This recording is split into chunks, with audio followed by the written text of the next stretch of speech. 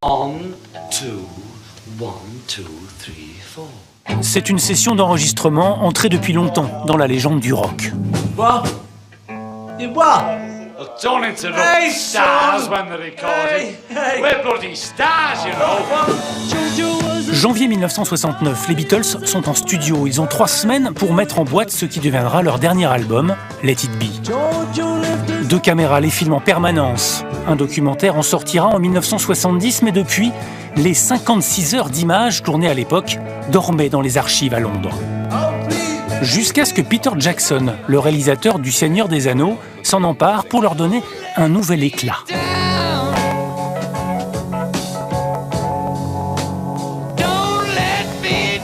Mieux encore, les conversations, pas toujours audibles à l'époque, ont été restaurées grâce à la technologie. Bill, we've been doing this for days, weeks, just choking. My voice is choking. I just wish I had yesterday's voice for today's backing. Nous avons développé ce qu'on appelle le démixage. À partir d'une simple piste mono, avec l'intelligence artificielle, on arrive à isoler les voix et les instruments. Une performance technique quand on sait que les Beatles n'ont pas toujours joué le jeu. Parfois, ils parlaient entre eux et ils faisaient exprès de gratouiller sur leur guitare pour que les caméras n'enregistrent pas ce qu'ils étaient en train de se dire. Ce nouveau montage apporte un éclairage nouveau sur leur relation, quelques mois avant leur séparation.